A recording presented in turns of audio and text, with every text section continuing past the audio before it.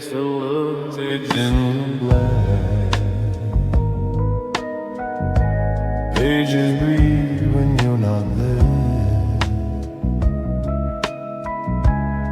Turn the key, the shadows talk back.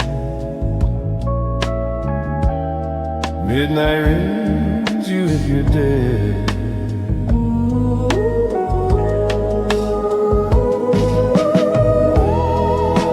One more line, one more flight into the weird unknown. It's out tonight, and the rainbows of a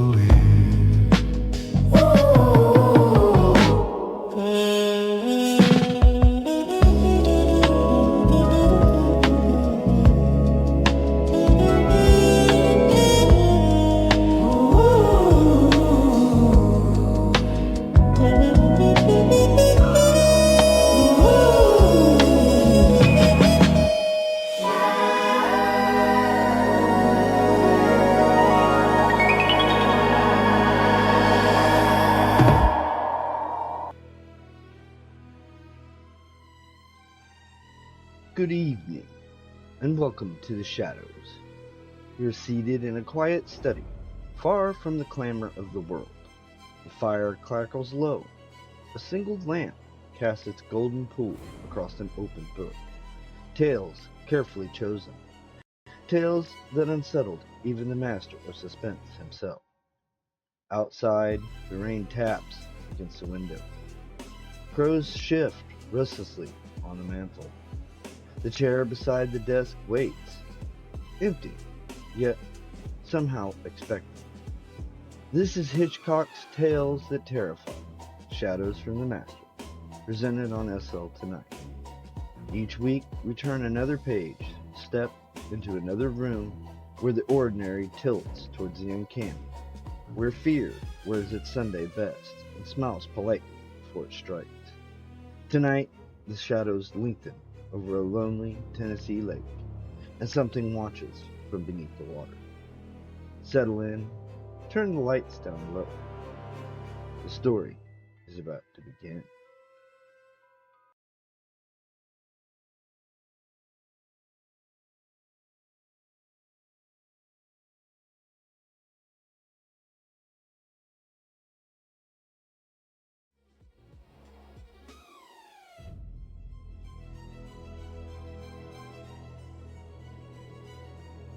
Good evening, storm-tossed souls, and welcome to episode 9 of Hitchcock's Tales That Terrify, Shadows from the Master on SL Tonight, exhuming the Master's curated phantoms, weaving his saga with stories that chilled him.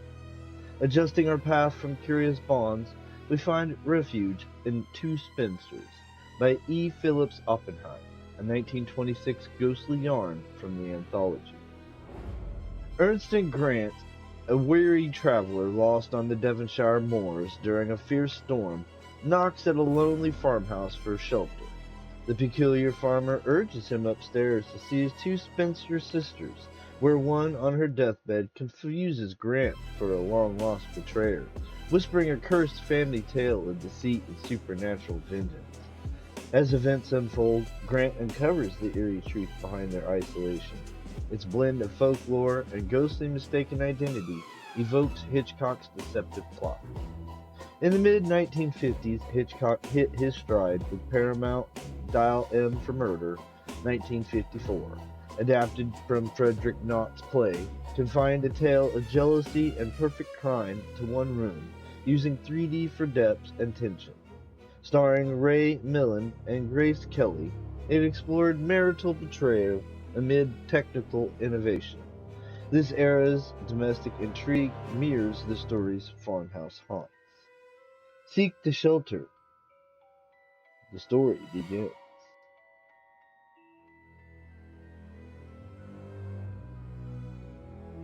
Ernst and Grant was without a doubt a very first-class detective, but as a wayfarer across Devonshire byroads with only a map and a compass to help him, he was simply a washout.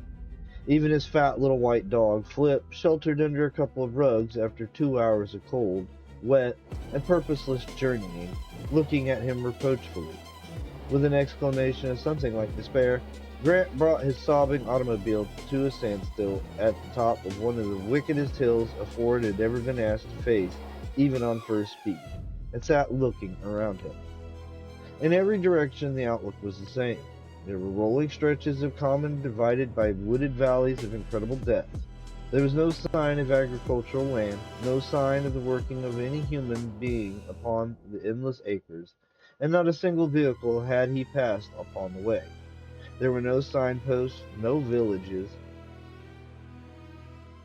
no shelter of any sort. The one thing that was abounded was rain and mist. Gray wreaths of it hung over the commons, making them seem like falling fragments of cloud, blotted out of the horizon, hung over every hopeful break in the distance, an encircling, enveloping obscurity.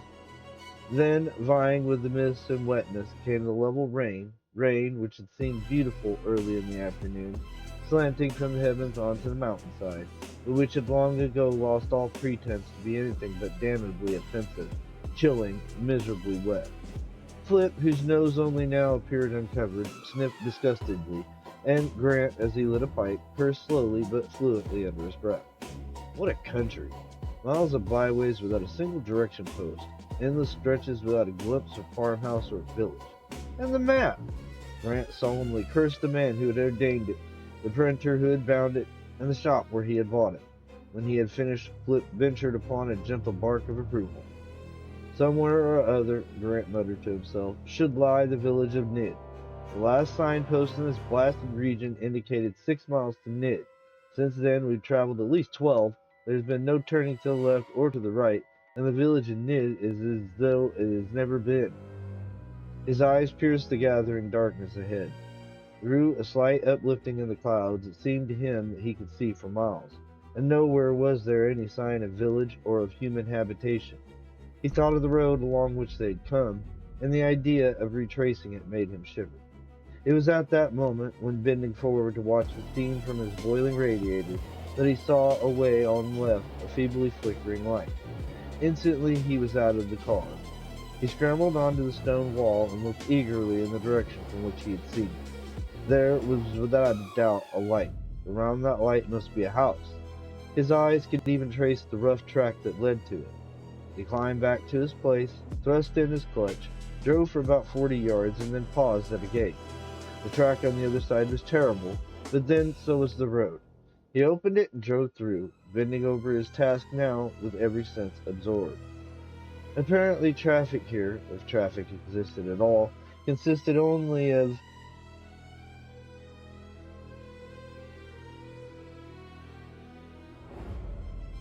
an occasional farm wagon of the kind he was beginning to know all about, springless, with holes in the boarded floor, and with great slowly turning wheels. Nevertheless, he made progress, skirted the edge of a tremendous combe, passed, to his joy, a semi-cultivated field, through another gate, up, it seemed suddenly, into the clouds, and down a fantastic corkscrew way until at last the light faced him directly ahead. He passed a deserted garden and pulled up before a broken-down iron gate which he had to get out of the car to open. He punctiliously closed it after him, traversed a few yards of grass-grown, soggy avenue, and finally reached the door of what might have once been a very tolerable farmhouse, but which appeared now, notwithstanding the flickering light burning upstairs, to be one of the most melancholy edifices the mind of a man could conceive.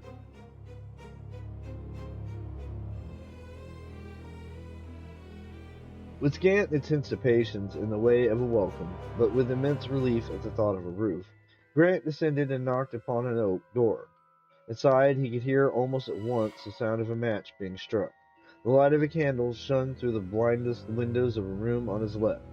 There were footsteps in the hall, and the door was open. Grant found himself confronted by a woman who held the candle so high that it half illumined, half shadowed her features. There was a certain stateliness, however, about her figure, which he realized even in those first few seconds at the door.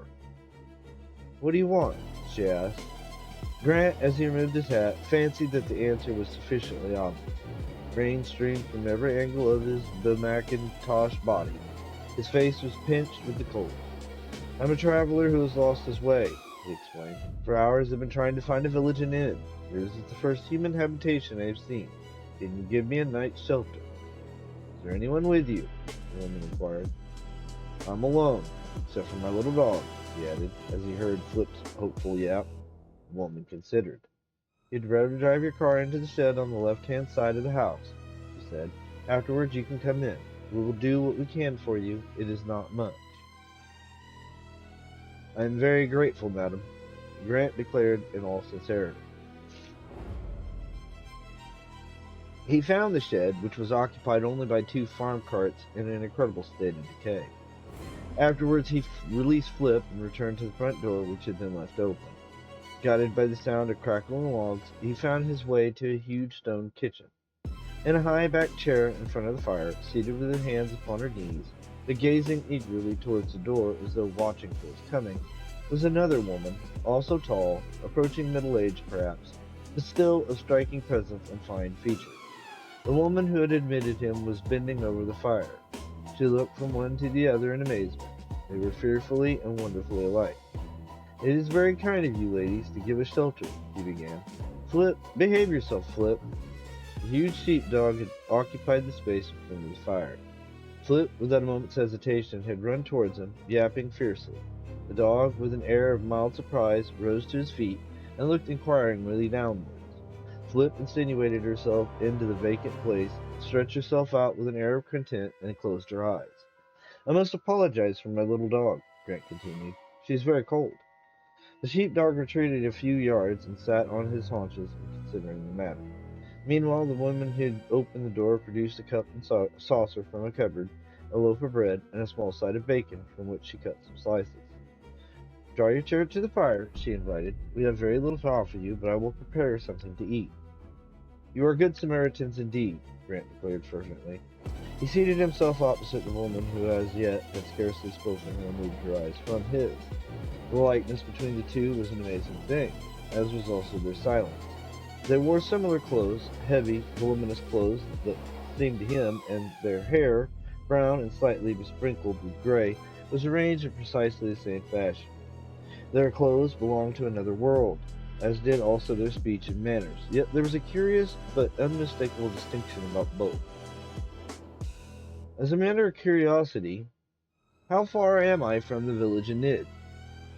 Not far, the woman who was sitting motionless opposite to him answered. To anyone knowing the way, near enough. Strangers are foolish to trust themselves to these roads. Many people are lost who try. Yours is Lonely Homestead. We were born here. Neither my sister nor I have felt the desire for travel.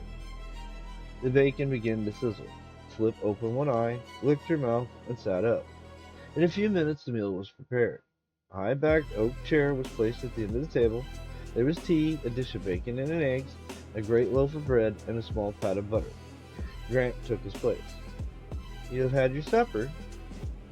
You have had your supper? He asked. Long ago, the woman who had prepared his meal replied. Please to serve yourself. She sank into the other oak chair exactly opposite her sister. Grant, with Flip by his side, commenced his meal. Neither had tasted food for many hours, and for a time both were happily oblivious to anything save the immediate surroundings. Presently, however, as he poured out his second cup of tea, Grant glanced towards his hostesses. They had moved their chairs slightly away from the fire and were both watching him without curiosity, yet with a certain puzzling intentness. It occurred to him then that for the first time, although both had turned to address him, neither had addressed the other. I can't tell you how good this tastes, Grant said presently. I am afraid I must seem awfully greedy. You have been for some time without food, perhaps, one of them said. Since 12:30. Are you traveling for pleasure? I thought so before today, he answered with a smile to which there was no response. The woman who had admitted him moved her chair an inch or two nearer to his. He noticed with some curiosity that immediately she had done so, her sister did the same thing. What is your name? Ernestine Grant, he replied. May I know whom I have to thank for this hospitality? My name is Matilda Krask, the first one announced, and mine is Annabel Krask. the other echoed. You live here alone, he ventured. We live here entirely alone, Matilda acquiesced. It is our pleasure. Grant was more than ever puzzled. Their speech was subject to the usual Devonshire intonation and soft slurring of the vowels, but otherwise it was almost curiously correct. The idea of their living alone in such a desolate part, however, seemed incredible. You farm here, perhaps? He persisted. You have laborer's cottage or someone close at hand? Matilda shook her head. The nearest hovel, she confided, is 3 miles distant. We have ceased to occupy ourselves with the land. We have 5 cows, they give us no trouble, and some fowls. It is a lonely life, he murmured. We do not find it so, Annabella said stiffly. He turned his chair towards them. Flip, with a little gurgle of satisfaction, sprang onto his knees. Where do you do your marketing? He asked. Carrier from Exford, Matilda told him. Calls every Saturday. Our wants are simple. The large room, singularly empty of furniture, as he noticed looking round, was full of shadowy places, unilluminated by the single oil lamp. The two women themselves were only dimly visible. Yet, every now and then, in the flickering firelight, he caught a clearer glimpse of them. They were so uncannily alike that they might well be twins. He found himself speculating as to their history. They must have once been very beautiful. I wonder whether it would be very possible, he asked, after a somewhat prolonged pause, to encroach further upon your hospitality and beg for a sofa or a bed for the night. Any place will do, he added hastily. Matilda rose at once to her feet. She took another candle from the mantelpiece and lit it. I will show you, she said, where you may sleep. For a moment Grant was startled. He had happened to glance towards Annabel and was amazed at a sudden curious expression, an expression almost of malice in her face. He stooped to bring her into the little halo of lamplight more completely, stared at her incredulously. The expression, if it had ever been there, had vanished. She was simply looking at him patiently with something in her face which he failed utterly to understand. If you'll follow me, Matilda invited. Grant rose to his feet. Flip turned round with a final challenging bark to the huge sheepdog who had accepted a position remote from the fire, and failing to elicit any satisfactory response, trotted after her master. They passed into a well-shaped but almost empty hall, up a broad flight of oak stairs to the first landing. Outside the room from which Grant had seen the candlelight, she paused for a moment and listened. You have another guest? He inquired. Annabel has a guest. You are mine. Follow me, please. She led the way to a bedchamber in which was a huge four-poster and little else. She set the candle upon a table and turned down a sort of crazy quilt which covered the bedclothes. She felt the sheets and nodded approvingly. Grant found himself unconsciously following her example. To his surprise, they were warm. She pointed to a great brass bed warmer with a long handle at the further end of the room, from which a little smoke was still curling upward. You were expecting someone tonight? He asked curiously. We are always prepared, she answered. She left the room, apparently forgetting to wish him good night. He called out pleasantly after her, but she made no response. He heard her level footsteps as she descended the stairs. Then again there was silence. Silence down below, silence in the part of the house where he was. Flip, who was sniffing around the room, at times showed signs of excitement, at times growled. Grant, opening the window, ventured upon a cigarette. Don't know that I blame you, old girl. It's a queer place. Outside there was nothing to be seen and little to be heard save the roaring of a water torrent close at hand and the patter of rain. He suddenly remembered his bag and, leaving the door of his room open, descended the stairs. In the great stone kitchen the two women were seated exactly as they'd been before his coming and during his meal. They both looked at him, but neither spoke. If you don't mind, he explained, I want to fetch my bag from the car. Matilda, the one who had admitted him, nodded acquiescence. He passed out in the darkness, stumbled his way to the shed, and unstrapped his bag. Just as he was turning away, he thrust his hand into the tool chest and drew out an electric torch, which he slipped into his pocket. When he re-entered the house, the two women were still seated in their chairs but still silent. A terrible night, he remarked. I can't tell you how thankful I am for you so hospitably giving me shelter. They both looked at him, but neither made any reply. This time, when he reached his room, he closed the door firmly and noticed with a frown of disappointment that except for the latch where there was no means of fastening. Then he laughed to himself softly. The famous captor of Ned Bullivant, the victor in a score of scraps with desperate men, suddenly nervous in this lonely farmhouse inhabited by a couple of strange women. Time I took a holiday, he muttered to himself. We don't understand nerves, do we, Flip? He added. Flip opened one eye and growled. Grant was puzzled. Something about she doesn't like, he ruminated. I wonder who's in the room with the lighted candle. He opened his own door once more softly and listened. The silence was almost unbroken.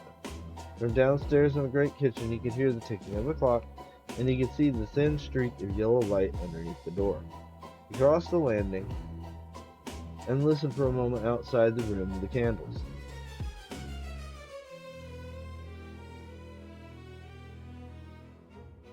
The silence within was absolute and complete. Not even the sound of the ordinary breathing of a sleeping person. He retraced his steps, closed his own door, and began to undress. At the bottom of his bag was a small automatic. His fingers played with it for a moment, then he threw it back. The electric torch, however, he placed by the side of his bed. Before he tuned in, he leaned once more out of the window. The roar of the falling water seemed more insistent than ever.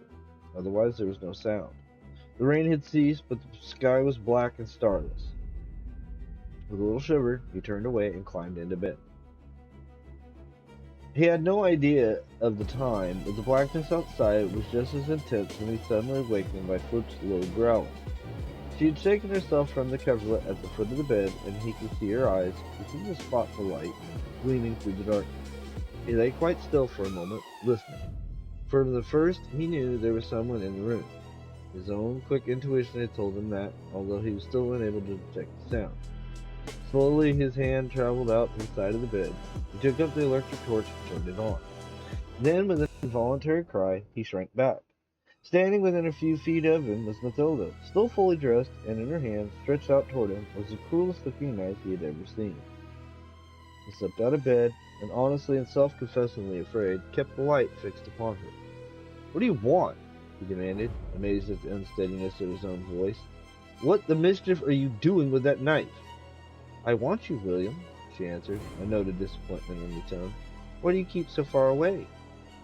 He lit the candle. The finger which, on the trigger of his automatic, had kept Bullivant with his hands up for a lifelong 2 minutes, was trembling. With the light in the room now established, however, he felt more himself. "Throw that knife on the bed," he ordered, "and tell me what you are going to do with it." She obeyed at once and leaned a little towards him.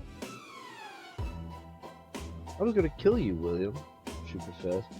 "And why?" She shook her head sorrowfully. "Because it's the only way. My name isn't William, for one thing. And what do you mean by saying it's the only way?" He smiled, sadly and disbelievingly. "You should not deny your name," she said. "You're William Falsham. I knew you at once, though you had been away so long.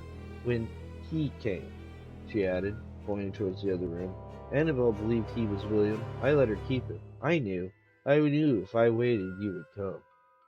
Waiving the question of my identity, he struggled on. "Why do you want to kill me? What do you mean by saying it's the only way?" "It's the only way to keep a man," she answered. "Annabel and I found that out when you left us. You knew each of us loved you, William. You promised each of us never to leave. Do you remember? So we sat here and waited for you to come back. We said nothing, but we both knew." "You mean that you were going to kill me and keep me here?" He persisted. She looked towards the knife lovingly. "That isn't killing. Don't you see? You could never go away. You'd be here always." He began to understand, and horrible ideas stole into his brain. "What about the man she thought was William?" he asked. "You should see him if you like," she answered eagerly. "You should see how peaceful and happy he is. Perhaps you will be sorry then that you woke up. Come with me."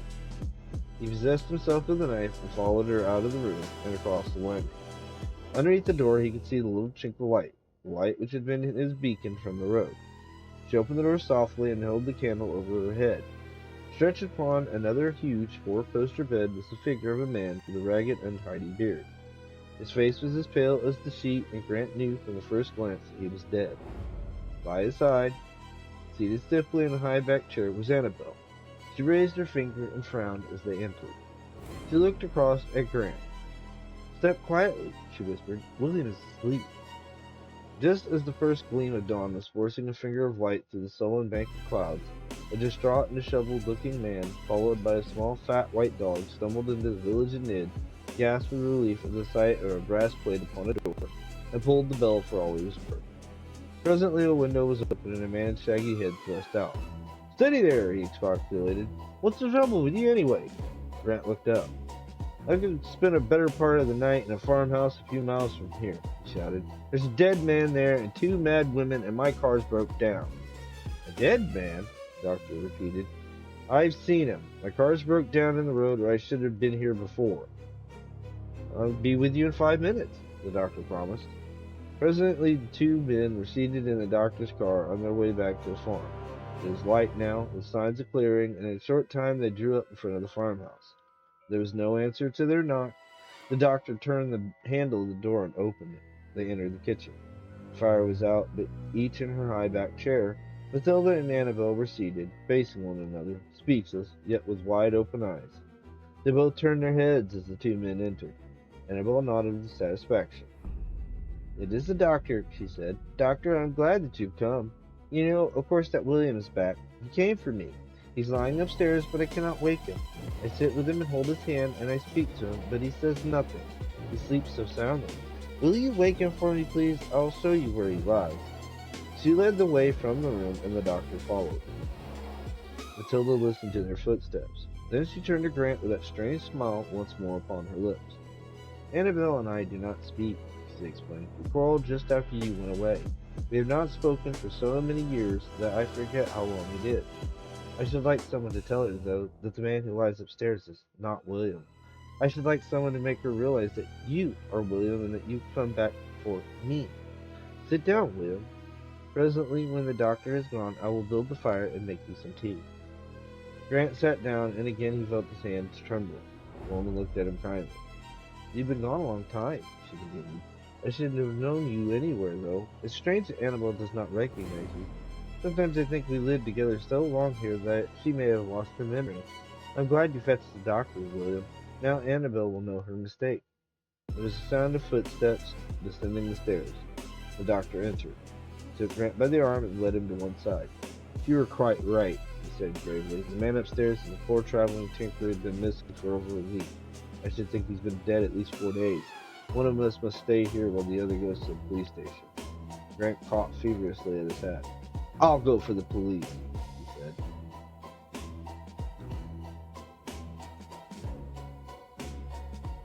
And so resolves 2 spinsters, where a stormy haven harbors eternal curses, a poignant ghost tale of mistaken sin. As Grant's night revealed familial phantoms, it reflects Hitchcock's skill in unraveling domestic deception. Dial M for Murder's Triumph led to Rear Window, 1954, another confined masterpiece with James Stewart as a voyeur uncovering murder from his apartment. These films solidified his suspense formula, blending psychology with visuals for 1950s dominance. Chosen anthologies like this preserve that eerie essence. Did this cursed encounter linger? Comment below. Next, The Knife by Robert Arthur. Beware. Stormy doors. Good night.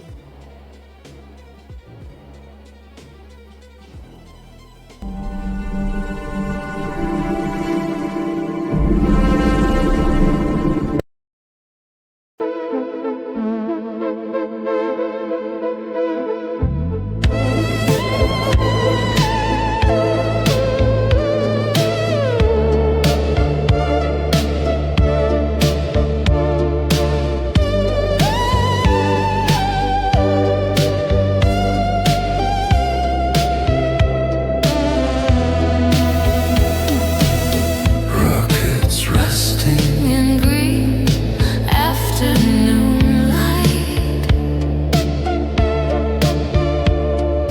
Typewriters dreaming all through the night.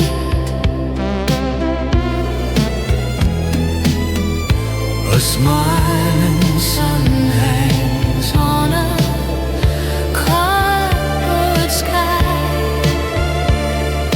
future got lost